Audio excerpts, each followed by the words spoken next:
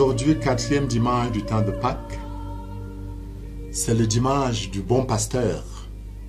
Et chaque année, l'Église nous donne de lire et de méditer une partie de l'Évangile selon Saint Jean au chapitre 10e.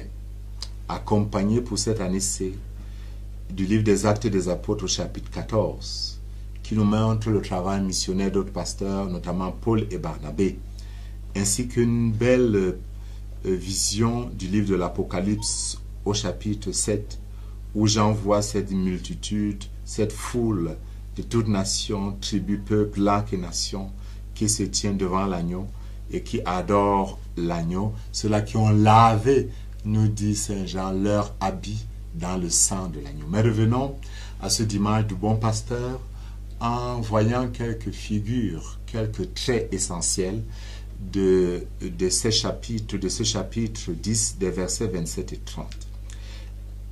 Jésus déclare: « Mes brebis écoutent ma voix, moi je les connais, elles me suivent, je leur donne la vie éternelle, jamais elles ne périront, personne ne les arrachera de ma main.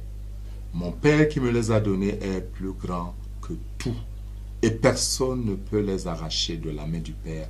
Le Père et moi, nous sommes un. » Il y a d'abord une suite de verbes qui crée comme un fil conducteur qui nous permet de comprendre ce texte. Il y a d'abord le verbe écouter. Mes brebis écoutent ma voix. Le verbe suivre. Elles me suivent. Le verbe donner. Je leur donne la vie. Le verbe périr. Jamais ces brebis ne périront. Le verbe arracher. Personne ne les arrachera de la main du Père. On comprend l'importance d'abord du premier verbe. Mes brebis écoutent ma voix.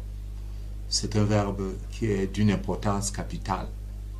Déjà dans l'Ancien Testament, écoute Israël, proclamait Moïse. Shema Israël Adonai Elokeinu. C'est la belle profession de foi de tout juif pratiquant jusqu'aujourd'hui. Écoute Israël.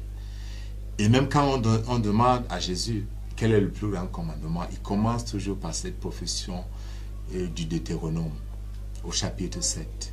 Écoute Israël.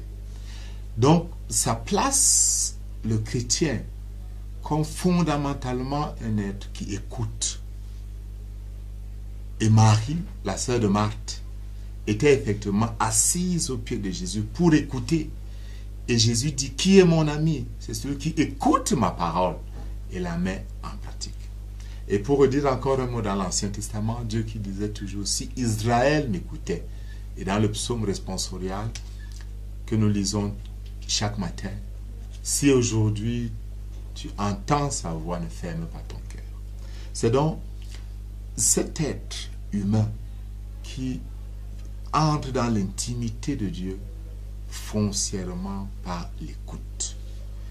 Et après l'écoute, il y a un verbe de mouvement. Jésus dit: moi, que ces brebis le suivent. Mais avant cette entrée en mouvement, il y a un verbe encore très important. Moi, je les connais. Connaître dans le langage johannique ne signifie pas une connaissance intellectuelle. C'est vraiment une relation intime.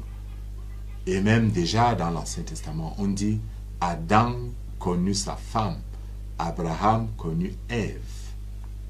Connaître est donc plus qu'une connaissance intellectuelle, c'est vraiment une intimité qui se crée. Jésus et ceux qui écoutent sa voix entrent dans une intimité, et ce qui les met en mouvement. Et Jésus dit: ceci étant, il leur donne la vie. Et quand j'en parle de la vie, il ne faut pas seulement voir la vie éternelle après la mort. Non, c'est cette plénitude qui se dégage dans cette intimité entre l'homme et Dieu, qui correspond au projet initial de la création. Quand Dieu crée l'homme au jardin d'Éden, il le crée à son image et à sa ressemblance. Et c'est cette vie que Jésus restaure. Alors, ceux qui sont donc dans cette situation, évidemment, Jésus peut dire: jamais ces brebis ne périront. Ils ne peuvent pas aller loin de lui. Nul ne peut les arracher de sa main. Parce qu'il y a une connexion tellement intense entre ces brebis et Jésus qu'il est impossible que le malin, malgré ses tentatives, malgré les loups qui rôdent autour de la bergerie, celles ne peuvent jamais arracher ceux qui sont dans la main de Dieu. Et pourquoi? Jésus donne la réponse.